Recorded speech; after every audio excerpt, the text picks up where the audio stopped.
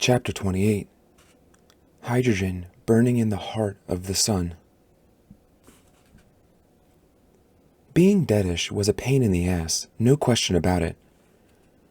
When she was once more pronounced legally alive, she awoke to an unfamiliar but professionally friendly face of a revival nurse checking her vitals. She tried to look around her, but her neck was still in a brace. "Welcome back, honey," the nurse said. The room seemed to spin every time she moved her eyes. It was more than just pain nanites. She must have had all sorts of numbing, rejuvenating chemicals and microbots inside of her. "How long?" she rasped. "Just 2 days," the nurse said cheerily. "Simple spinal severing, nothing too hard for us to handle." 2 days were robbed from her life. 2 days she didn't have to spare. "My family? Sorry, honey, but this was a Scythe matter. They weren't notified." The nurse patted her hand. "You can tell them all about it when you next see them. Now, the best thing for you to do is relax. You'll be here 1 more day, and then you'll be good as new." Then she offered Citra ice cream that was the best she ever tasted. That evening, Scythe came and filled her in on all she had missed. Rowan had been disqualified and severely reprimanded for his poor sportsmanship. "Are you telling me that because he was disqualified, I won?" "Unfortunately, no," Scythe said. "He was clearly going to beat you. It was decided that both of you lose. We really need to work on your martial arts skills, Citra." "Well, that's just great," Citra said, exasperated for a very different reason than Scythe thought. "So now, Rowan and I are both 0 for 2 at Conclave." Scythe sighed. "The 3rd time's the charm," she said. "Now it will all come down to how well you do at Winter Conclave, and I have faith that you will shine in your final test." Citra closed her eyes, remembering the look on Rowan's face when he held her in that headlock. There was something cold there, calculating. In that moment she saw a side of him that she had never seen before. It was as if he was looking forward to what he was about to do to her, as if he was going to enjoy it. She was so confused. Did he really plan that move from the beginning? Did he not know he'd be disqualified, or was disqualification his plan? "What was Rowan like after it happened?" Citra asked. "Did he seem shocked at all about what he had done? Did he kneel down to me? Did he help carry me out to the ambidrone?" Scythe took a moment before she answered, then finally said, "He just stood there, Citra. His face was like stone, defiant, and as unrepentant as his scythe." Citra tried to turn away, but even though the brace was now gone, her neck was still too stiff to move. "He's not who you think he is anymore," Scythe said slowly so that it would sink in. "No," Citra agreed, "he's not." But for the life of her, she had no idea who he was now. Rowan thought he would receive another brutal beating when he returned to the mansion. That couldn't be farther from the truth. Scythe Goddard was all flamboyance and bright chatter. He called for the butler to bring champagne and glasses for everyone right there in the foyer, so that he could toast of Rowan's audacity. "That took more nerve than I thought you had, boy," Goddard said. "Hear, hear," seconded Scythe Rand. "You can come to my room and break my neck any time." "He didn't just break her neck," Scythe Goddard pointed out. "He unflinchingly snapped her spine. Everyone heard it. I'm sure it woke up the Scythe sleeping in the back row." "Classic," said Scythe Chomsky, guzzling his champagne down, not waiting for the toast. "It was a powerful statement you made," said Goddard. "It reminded everyone that you were my apprentice, and you were not to be trifled with." Then he became a little quieter, almost gentle. "I know you had feelings for that girl, yet you did what needed to be done, and more." "I was disqualified," Rowan reminded them. "Officially, yes," Goddard agreed, "but you gained the admiration of quite a few important Scythes." "And made enemies of others," Volta pointed out. "Nothing wrong with drawing a line in the sand," Goddard responded. "It takes a strong man to do that, the kind of man I'm happy to raise a glass to." Rowan looked up to see Esme sitting at the top of Grand Staircase watching them. He wondered if she knew what he had done, and the thought that she might made him feel ashamed. "To Rowan," said Scythe Goddard, holding his glass high, "the scourge of the stiff-necked and the shatterer of spines." It was the most bitter glass Rowan had ever had to swallow. "And now," said Goddard, "I do believe a party is in order." The party that followed the Harvest Conclave was one for the record books, and no one was immune to Goddard's contagious energy. Even before guests started to arrive, and the first of 5 DJs cranked up the music, Goddard threw his arms wide in the mansion's ornate living room as if he could reach from wall to wall, and said to no one in particular, "I am in my element, and my element is hydrogen burning in the heart of the sun." It was so outrageous a thing to say, it even made Rowan laugh. "He's so full of crap," Scythe Rand whispered to Rowan, "but you gotta love it."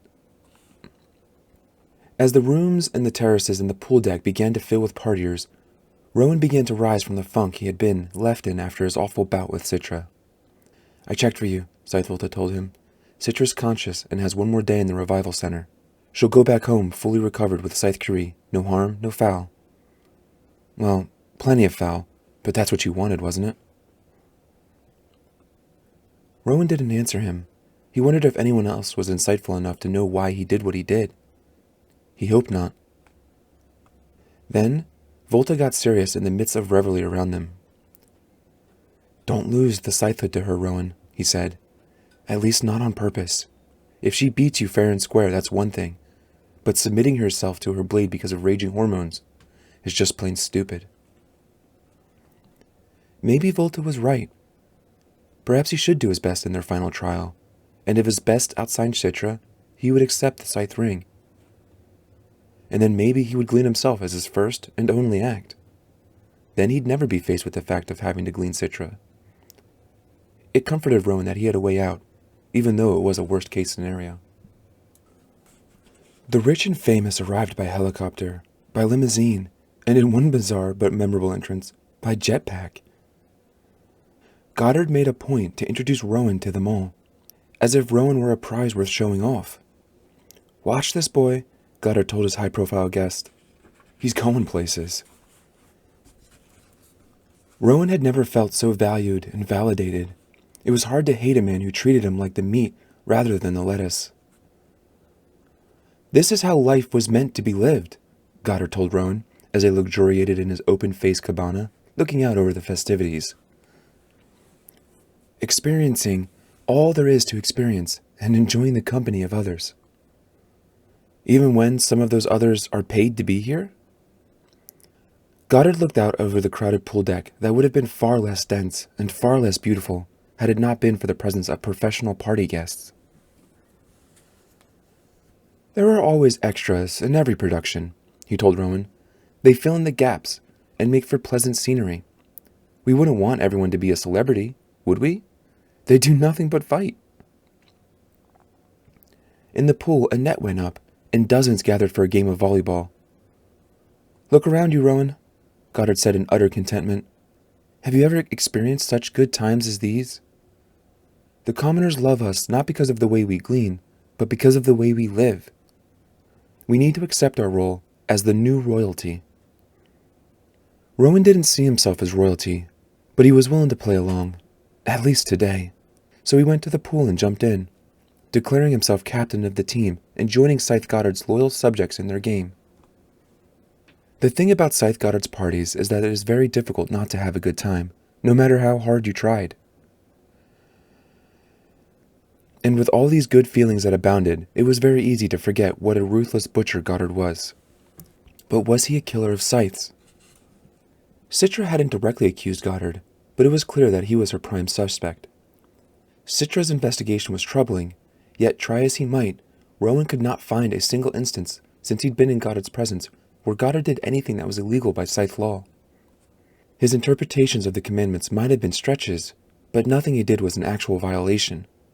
Even his gleaning rampages were not forbidden by anything but custom and tradition.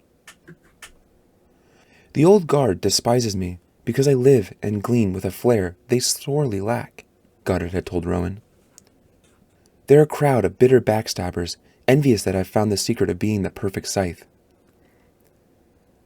Well, perfection was subjective. Rowan certainly wouldn't call the man a perfect Scythe, but there was nothing in Goddard's repertoire of maleficence that would suggest he would murder Faraday. On the third day of this seemingly unending bash, there was 2 unexpected party guests, or at least unexpected to Rowan. The first was Highblade Xenocrates himself. "What is he doing here?" Rowan asked Scythe Chomsky when he saw the Highblade come out of the pool. "Don't ask me. I didn't invite him." It seemed strange that the Highblade would show up at the party of a highly controversial Scythe. He didn't appear comfortable being here at all. He seemed self-conscious and tried to be inconspicuous. But a man of such mighty girth, festooned in gold, was hard not to see. He stood out like a hot air balloon at an otherwise empty field. It was, however, the second guest that shocked Rowan more. He was stripping down to his bathing suit just seconds after getting to the pool deck. It was none other than Rowan's friend Tiger Salazar, who Rowan hadn't seen since the day he showed him Scythe Faraday's weapon den. Rowan made a beeline to him, pulling him aside behind a topiary hedge. "What the hell are you doing here?" "Hey, Rowan," Tiger said, with his signature slanted grin. "Good to see you too, man. You're looking buff. What did they inject you with?" "Nothing. It's all real. And you didn't answer my question. Why are you here? Do you know how much trouble you could be in if anyone found out you snuck in? This isn't like crashing a school dance." "Take it easy. I'm not crashing anything. I've signed up with Guests Unlimited. I'm a licensed partier now." Tiger had often boasted that to be a professional party guest was his life's ambition, but Rowan had never taken him seriously. "Tiger, this is a really bad idea. Worse than any of your other bad ideas." Then he whispered, "Professional partiers sometimes have to do things you might not be up for. I know, I've seen it." "Dude, you know me. I go where the day takes me." "And your parents are okay with this?" Tiger looked down, his upbeat demeanor suddenly subdued. "My parents surrendered me." "What? Are you kidding?" Tiger shrugged. "One splat too many. They gave me up. Now, I'm a ward of the Thunderhead." "I'm sorry, Tiger." "Hey, don't be. Believe it or not, the Thunderhead's a better father than my father was. I get good advice now, and get asked how my day was by someone who actually seems to care." Just like everything else about the Thunderhead, its parenting skills were indisputable, but being surrendered by his parents had to hurt. "Somehow," noted Rowan, "I don't think the Thunderhead advised you to be a professional party boy." "No, but it can't stop me. It's my choice to make, and anyways, it pays pretty good." He looked around to make sure no one was listening, then he leaned in close and whispered, "But you know what pays even better?" Rowan was almost afraid to ask. "What?" "The word on the street is that you've been training with live subjects." "That kind of work pays top dollar. Do you think you could put in a word for me? I mean, I go deadish all the time. Might as well get paid for it." Rowan stared at him in disbelief. "Are you nuts? Do you even know what you're saying? My God, what are you on?" "Just my own nanites, man. Just my own nanites." Scythe Volta felt lucky to be in Goddard's inner circle. Most of the time, the youngest of Goddard's 3 junior Scythes, he saw himself as the balancing force. Chomsky was the brainless brawn. Rand was the animus, the wild force in nature among them. Volta was the sensible one who saw more than he let anyone know. He was the first to see Xenocrates arrive at the party, and watched him as he unsuccessfully tried to avoid encounters. He ended up shaking hands with a number of other Geth Scythes, some from regions as far-flung as Pan-Asia and Euroscandia. It was all with such reluctance on Xenocrates' part that Volta knew the man wasn't here entirely by choice. Volta positioned himself near Goddard to see if he could get a read on exactly what was going on. When Goddard saw the Highblade, he stood in obligatory sign of respect. "Your Excellency, what an honor it is to have you at my little get-together." "Not so little," answered Xenocrates. "Volta," ordered Goddard, Bring us 2 chairs, poolside, so we can be closer to all the action. And although such a task was normally left to servants, Volta did not complain, because it gave him the perfect excuse to eavesdrop on them. He placed 2 chairs on the flagstone patio by the deep end of the pool. "Closer," said Goddard. So Volta placed the chairs close enough for the 2 of them to be splashed by anyone choosing to use the diving board. "Stay nearby," he told Volta quietly, which is exactly what Volta had intended to do. "Something to eat, Your Excellency?" Volta asked, gesturing to the buffet table just a few yards away. "Thank you, no," he said. This from a man who had the reputation for being quite the gourmand. Was telling in and of itself. "Must we meet here?" Xenocrates asked. "Wouldn't you prefer to speak in a quiet room?" "None of my rooms are quiet today," Goddard said. "Yes, but this is far too public a forum." "Nonsense. This isn't the forum," said Goddard. "It's more like Nero's place." Volta chimed in with a hearty but staged laugh. If he had to play toady, he would own the part today. "Well, let's hope it doesn't become the Colosseum," said Xenocrates, a little bit of bite to his words. Goddard chuckled at the thought. "Believe me, I'd be more than happy to throw a few tonas to the lions." A partygoer, one of the paid ones, did a perfect triple gainer off the diving board, the splash leaving a streak across the high blade's heavy robe. "Don't you think this ostentatious lifestyle will catch up with you?" Xenocrates asked. "It can't catch me if I keep moving," Goddard said with a smirk. "I'm nearly done with this place. I've been looking at real estate down south." "That's not what I mean, and you know it." "Why so tense, Your Excellency?" said Goddard. "I invited you here because I wanted you to see that firsthand what a positive thing my parties are for the Scythe. Good public relations all around. You should be throwing grand galas at your own home." "You forget that I live in a log cabin." Goddard narrowed his eyes, not quite to a glare, but close. "Yes, a log cabin perched atop the tallest building in Fulcrum City. At least I'm not a hypocrite, Xenocrates. I don't feign humility." And then the high blade said something to Goddard that was a surprise to Volta, although in retrospect it shouldn't have been a surprise at all. "My greatest mistake," said Xenocrates, "was choosing you as an apprentice all those years ago." "Let's hope so," said Goddard. "I'd hate to think that you've yet to make your greatest mistake." It was a threat without actually being a threat. Goddard was remarkably good at that. "So tell me," said Goddard, "does fortune smile on my apprentice as it has on yours?" Now Volta's ears picked up, wondering what fortune Goddard meant. Xenocrates took a deep breath and let it out. "Fortune is smiling. The girl will cease to be an issue within the week. I'm sure of it." Another diver splashed them. Xenocrates put up his hands to shield himself from it, but Goddard didn't flinch in the least. Cease to be an issue? That could mean any number of things. Volta looked around until he spotted Rowan. He seemed to be having a heated discussion with a party boy. Citra, ceasing to be an issue, would be the best thing for Rowan, as far as Volta was concerned. "Are we done now? May I leave?" "Just a moment," said Goddard, and then he turned around and called toward the shallow end of the pool. Esme!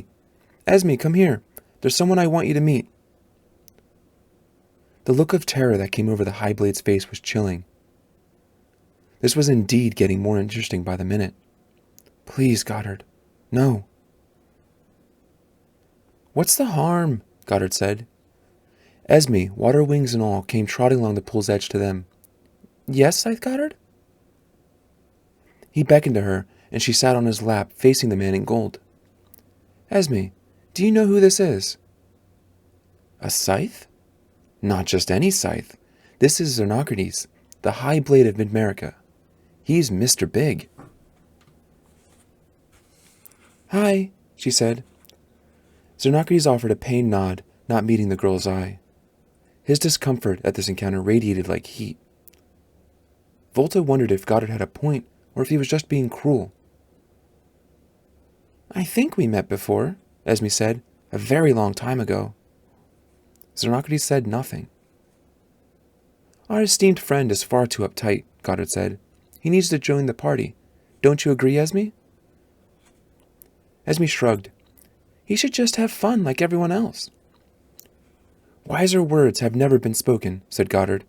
Then he reached behind him, out of Esme's line of sight toward Volta, and snapped his fingers. Volta drew in a slow, silent breath. He knew what Goddard was asking of him, but Volta was reluctant. Now, he regretted being a part of this at all. Maybe you should show your moves on the dance floor, Your Excellency, said Goddard. Then my guests could laugh at you, just the way you made the entire Scythe laugh at me in Conclave. Did you think I would forget about that? Goddard still reached back toward Volta, now wriggling his fingers impatiently, and Volta had no choice but to give him what he wanted. The young Scythe reached into one of the many secret pockets of his yellow robe and pulled out a small dagger, placing the hilt in Goddard's hand. Goddard closed his fingers around it, and ever so gently, ever so inconspicuously, brought the edge of the dagger just an inch from Esme's neck. The girl didn't see it. She didn't know it was there at all, but Xenocrates did. He froze in place, eyes wide, jaw slightly ajar. I know, said Goddard cheerfully. Why don't you go for a swim? Please, begged Xenocrates. This is not necessary. Oh, but I insist. I don't think he wants to go swimming, said Esme. But everyone goes swimming at my parties. Don't do this, begged the High Blade. Goddard's response was to bring the blade even closer to Esme's unsuspecting neck. Now, even Volta was sweating. No one had ever been gleaned at one of Goddard's parties, but there was always a first time. Volta knew that this was a battle of wills, and the only thing that kept him from intervening and ripping that dagger away from Goddard was knowing who would blink first. Damn you, Goddard, said Xenocrates. Then he stood up and threw himself into the pool, gold adornments and all.